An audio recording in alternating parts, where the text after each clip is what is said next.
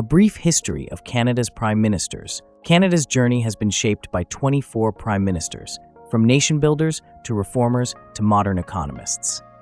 In this video, we'll explore how each leader's decisions, from Sir John A Macdonald's railway vision to Mark Carney's economic plans for the future, molded our country's politics, society, and identity. Canada has had 24 prime ministers, each leaving their mark and mold on the nation. Let's explore a short history of all of Canada's prime ministers. 1. Sir John A Macdonald, 1867-1873, 1878-1891. Macdonald, Canada's first prime minister, is a towering figure in the nation's history. He masterminded the creation of Confederation, uniting Canada's provinces into one country. His government was instrumental in creating the Canadian Pacific Railway, which connected the country from coast to coast. His vision of a united, independent Canada was foundational, though his legacy is also marked by controversial policies towards Indigenous peoples and the Pacific Scandal, which temporarily cut short his first term. Macdonald's second term as Prime Minister, from 1878 to 1891, solidified his reputation as the architect of modern Canada. After a period of political turmoil, he returned to power with the National Policy, a program of tariffs designed to protect Canadian industries. His second term also saw the completion of the Canadian Pacific Railway, a major feat of national infrastructure that linked the country's east and west. Macdonald's strong leadership defined Canada's early political landscape. Though his legacy has some scars, he still stands as the architect of modern Canada and one of the most significant leaders and visionaries in North American history. 2. Alexander Mckenzie, 1873 to 1878. Mckenzie, a key figure in early Canadian politics, succeeded Macdonald after his first term ended in scandal. As a reformer, Mckenzie sought to dismantle some of Macdonald's policies. His government focused on public works and institutional reforms, including the establishment of the Supreme Court and the creation of the Canadian Civil Service. Though his term was marred by economic challenges, Mckenzie set a foundation for modernizing Canada's institutions. 3. John Abbott, 1891 to 1892. Canada's first native-born prime minister, Sir John Abbott, stepped into leadership reluctantly after Sir John A Macdonald's death in 1891. A seasoned lawyer, professor, and senator, Abbott wasn't even in the House of Commons when he took office. He led from the Senate, the only prime minister ever to do so. He considered himself a stopgap, famously saying he accepted the role only because "I hate politics." Despite his reluctance, Abbott quietly stabilized the Conservative Party during a turbulent transition and upheld Macdonald's national policy and economic vision.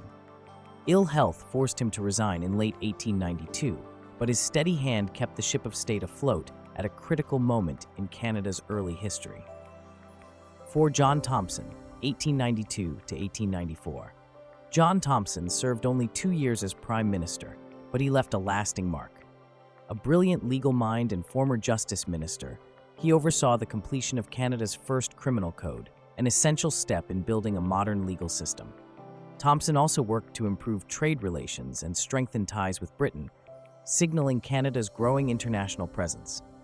As a devout Catholic, his rise to power helped ease tensions between Catholic and Protestant factions in government.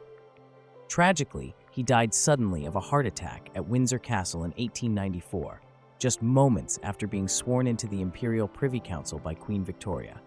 His death was a shock, but his influence on law and diplomacy echoed long after his passing. 5. Mckenzie Bow, 1894 to 1896. Mckenzie Bow's short time as Prime Minister was defined by deep political unrest. A former journalist and Minister of Trade and Customs, he was elevated to the top job after John Thompson's sudden death. But Bow quickly found himself overwhelmed by the Manitoba Schools question, a fierce national debate over restoring public funding for Catholic education in Manitoba. His attempts to pass remedial legislation fractured the Conservative caucus, sparking an open revolt by his own cabinet, who referred to him as the leader without a party. With half his ministers resigning in protest, Bow was forced to step down in 1896. Despite his long public service, including leadership in the Orange Order, his premiership is remembered more for chaos than for accomplishment. 6. Charles Tupper, 1896. Charles Tupper holds the record for the shortest term as Prime Minister, just 69 days, but his impact on Canadian history reaches far beyond that. A father of Confederation and former Premier of Nova Scotia, Tupper had a towering political resume by the time he took office in 1896. He was appointed to salvage a fractured Conservative Party after Bowell's resignation and quickly called an election. Though a skilled orator and experienced statesman, Tupper was weighed down by the unpopular handling of the Manitoba schools question and a public hungry for change. The Liberals under Wilfrid Laurier swept the election, and Tupper resigned before even taking his seat in the House of Commons as PM. Short-lived in office, yes, but Tupper's legacy as a nation builder was already secure. 7. Sir Wilfrid Laurier, 1896 to 1911.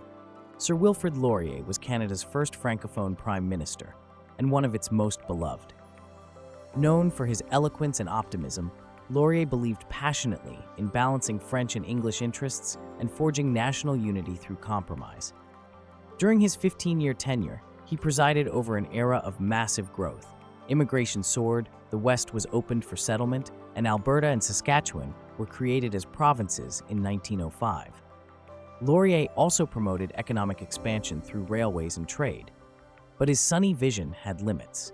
His support for limited Canadian involvement in Britain's Boer War angered many French Canadians, and his Naval Service Act, seen by some as too pro-British, cost him dearly in the 1911 election. Though defeated, Laurier remained Liberal leader until his death in 1919, revered for his dream of a bilingual, bicultural Canada. 8. Sir Robert Bordon, 1911 to 1920. Sir Robert Bordon led Canada through its most defining trial, the First World War. A reserved Nova Scotian lawyer turned statesman, Bordon began by defending economic nationalism and opposing free trade with the U.S., which helped him unseat Laurier in 1911. But it was war that would define his leadership. Under his command, Canada transformed from a British colony into an independent force on the world stage. He expanded the Canadian military, introduced conscription in 1917, an enormously divisive decision, and stood firm for Canada's autonomy, demanding a separate signature for Canada on the Treaty of Versailles. Bordon also granted women the right to vote in federal elections, first to nurses and relatives of soldiers, then more broadly. Though war-weary and politically bruised, he helped Canada emerge with a stronger identity and a seat at the international table. His leadership forged the modern Canadian state under fire. 9. Arthur Mayan, 1920 to 1921, 1926. Arthur Mayan was one of Canada's sharpest parliamentary debaters and most principled leaders, but his political instincts often worked against him. He first became Prime Minister in 1920 after Bordon's retirement, inheriting a post-war country filled with unrest. Mayan was tough on labor, sending troops to break strikes, and staunchly pro-British in foreign policy.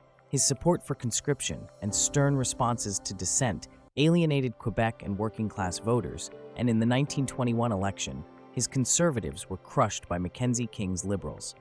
But Mayan wasn't done. In 1926, a constitutional crisis erupted, the King-Byng affair. Governor-General Lord Byng refused Mackenzie King's request to dissolve Parliament and called on Mayan to form a government. Mayan tried, but his fragile administration collapsed within days, and King returned to power in a landslide. Though brilliant, Mayan's 2 short terms left him as one of the most polarizing figures in Canadian political history, admired for his intellect, but undone by timing and a lack of popular touch. 10. William Lyon Mackenzie King, 1921 to 1926, 1926 to 1930, 1935 to 1948. No one served longer or more mysteriously than William Lyon Mackenzie King. With 3 non-consecutive terms and over 21 years in office, King remains Canada's longest-serving Prime Minister.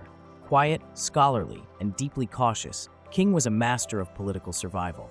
He steered Canada through the Roaring Twenties, the Great Depression, and the Second World War, not with charisma, but with calculated compromise. During his first term, King laid the groundwork for expanding federal services, including pensions.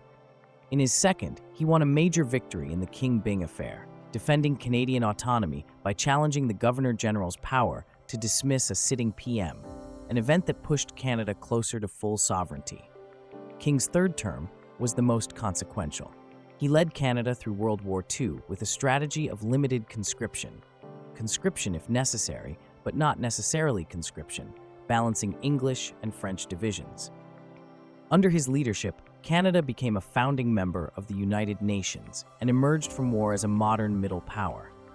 Eccentric and spiritual in private, he held seances to speak to his dead mother and dog.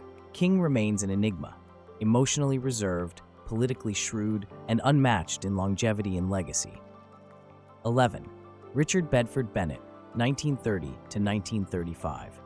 R.B. Bennett came to power at the worst possible time, the depths of the Great Depression.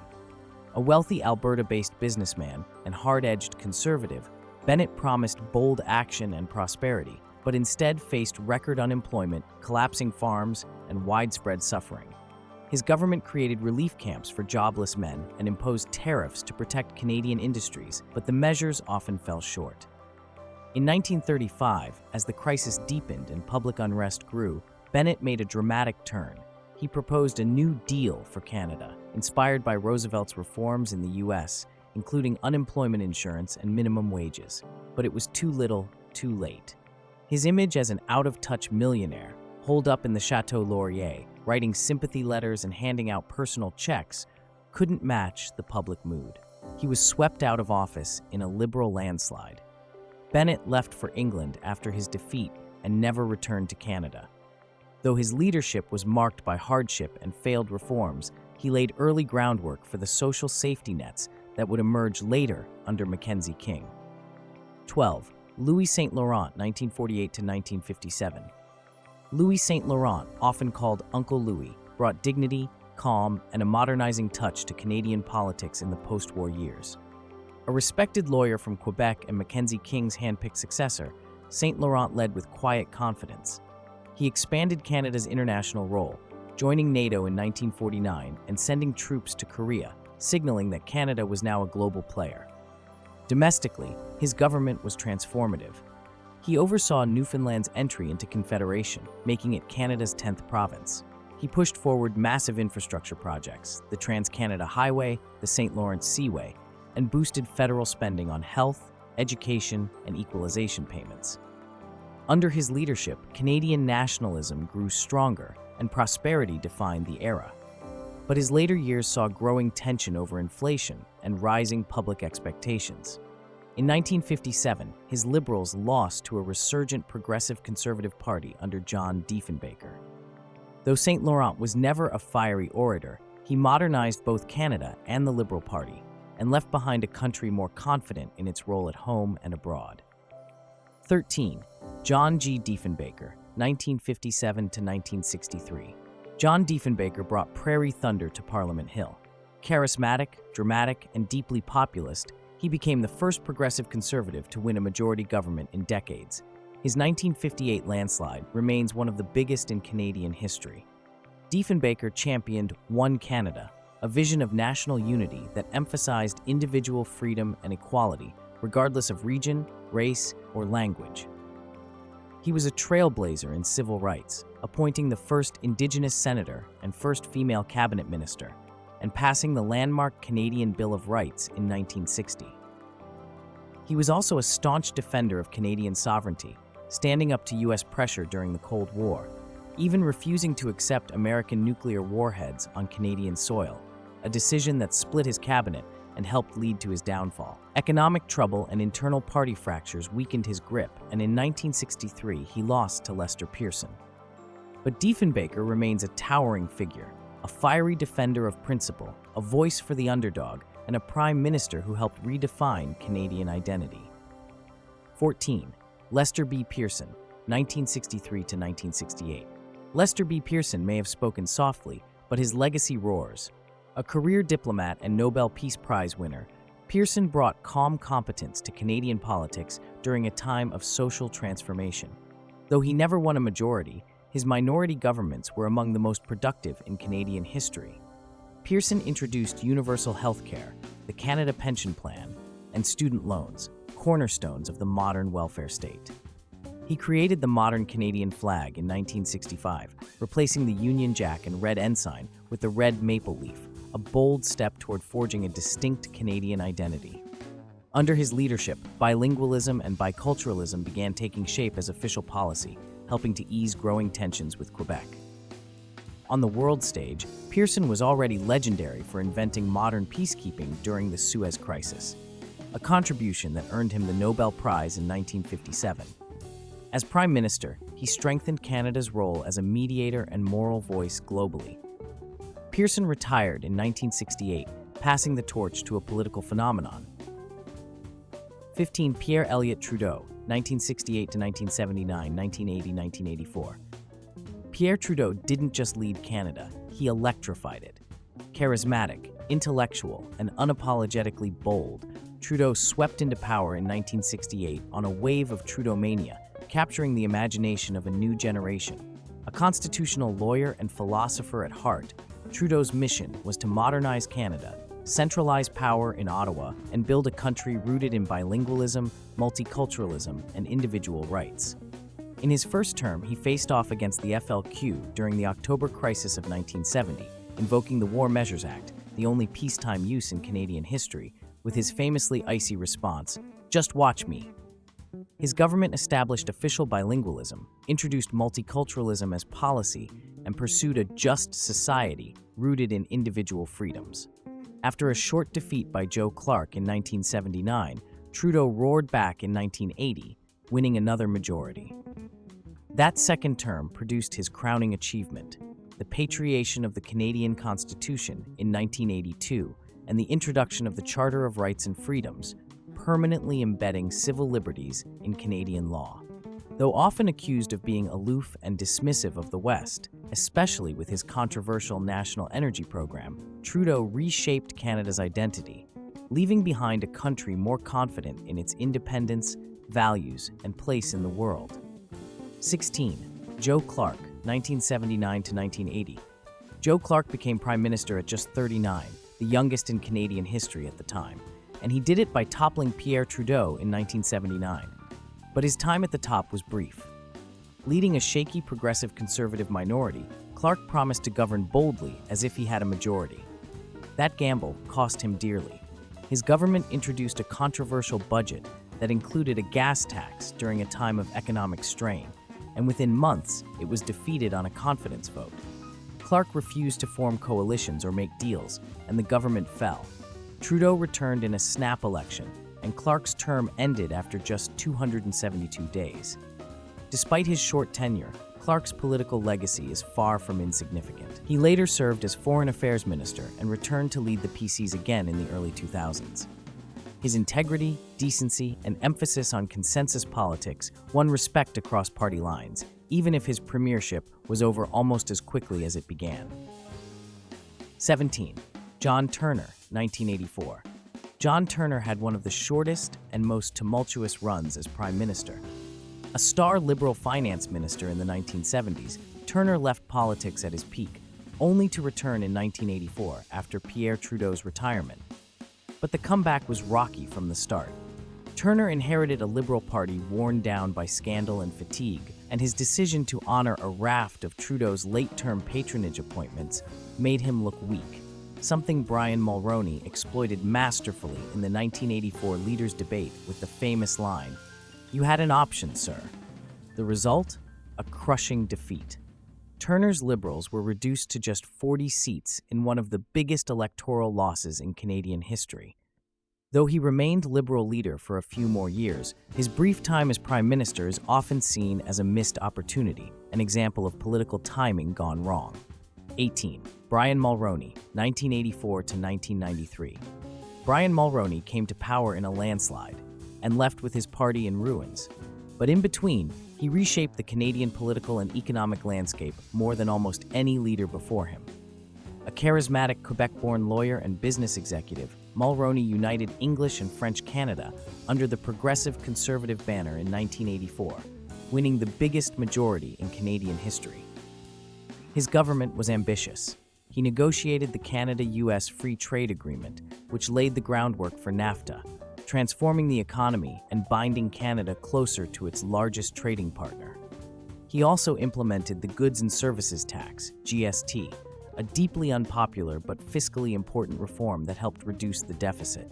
Molrron tried twice to bring Quebec fully into the constitutional fold with the Meech Lake and Charlottetown Accords, aiming for national unity. Both failed, sparking frustration in Quebec and skepticism in the rest of Canada, helping to fuel the rise of the Bloc Québécois and Reform Party. By 1993, exhausted by economic struggles and political backlash, Molrron stepped down.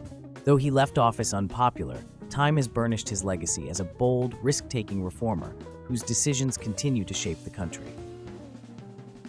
19. Kim Campbell, 1993. Kim Campbell made history as Canada's first, and so far only, female Prime Minister.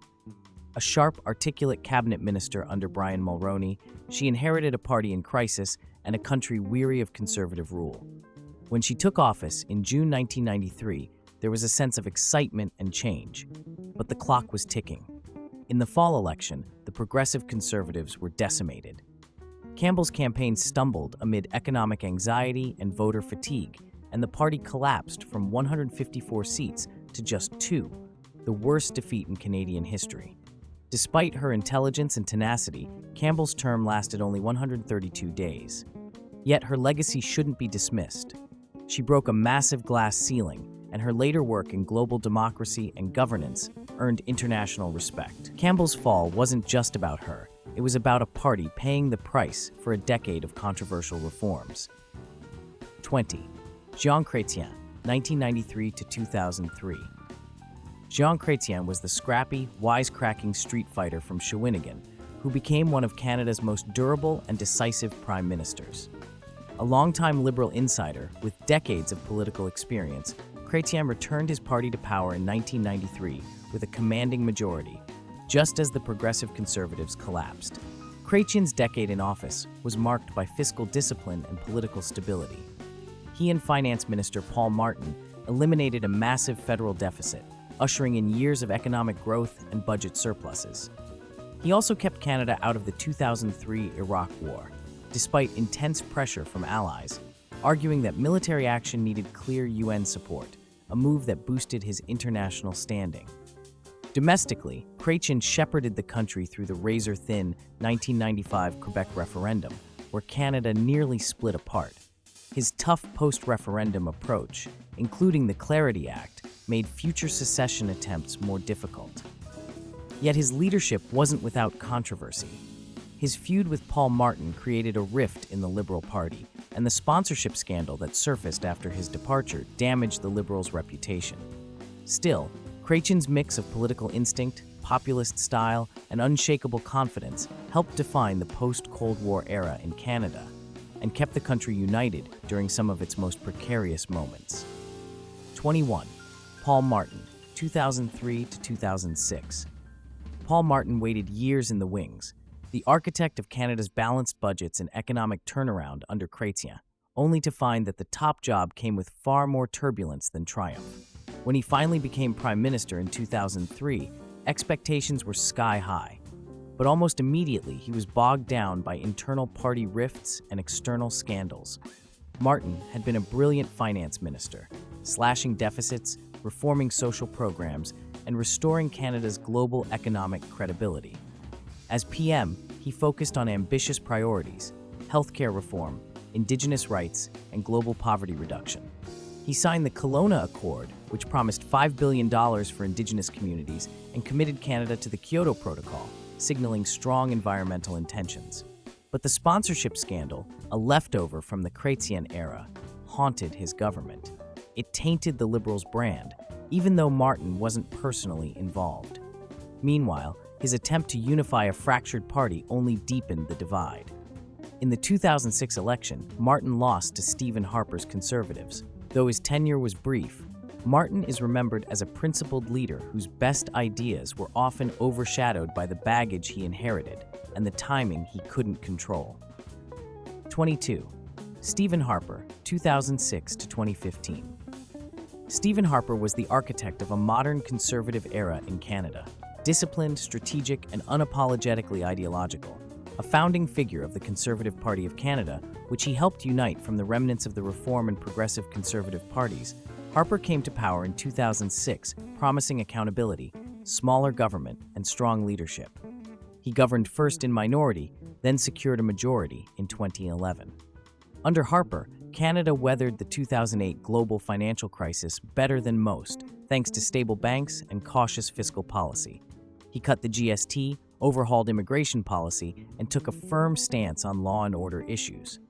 His foreign policy shifted Canada toward a more assertive, pro-Israel and pro-military posture. But Harper was also known for his tight control of information and centralization of power in the Prime Minister's office. Critics accused him of muzzling scientists, sidelining Parliament, and fostering a culture of secrecy.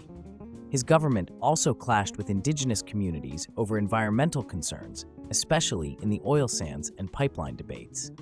Despite polarization, Harper reshaped Canadian conservatism into a modern electoral force.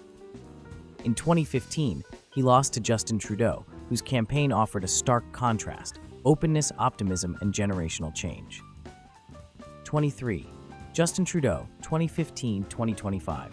Justin Trudeau brought charisma, optimism, and a famous last name back to 24 Sussex. The son of Pierre Trudeau, he led the Liberals from third place to a stunning majority in 2015, powered by promises of sunny ways, progressive values, and a new kind of politics. His youth, energy, and inclusive rhetoric captured national and global attention. Trudeau's first term delivered sweeping reforms: legalization of cannabis, a carbon pricing framework, major investments in infrastructure and Indigenous reconciliation, and a dramatically more diverse cabinet because it's 2015.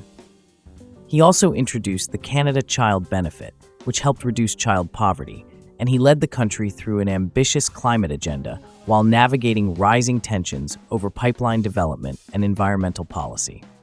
Re-elected with a minority in 2019 and again in 2021, Trudeau faced new challenges, most significantly the COVID-19 pandemic. His government implemented massive emergency spending, including CERB, to support Canadians through lockdowns and economic uncertainty. However, vaccine mandates and public health restrictions also triggered deep political divides, exemplified by the Freedom Convoy protests in 2022. By the time he stepped down in 2025, Trudeau had reshaped Canada's image on the global stage and left behind a complex legacy. Hailed as a champion of progressive ideals, but criticized for ethics scandals and rising polarization at home. Mark Carney, 2025 and beyond. Mark Carney's election as Canada's 24th Prime Minister in 2025 wasn't just a victory. It was a political comeback of historic proportions. Just months before the vote, the Liberal Party was trailing badly in the polls, facing a likely collapse after nearly a decade in power. But when Carney won the party's leadership race to replace Justin Trudeau, everything changed.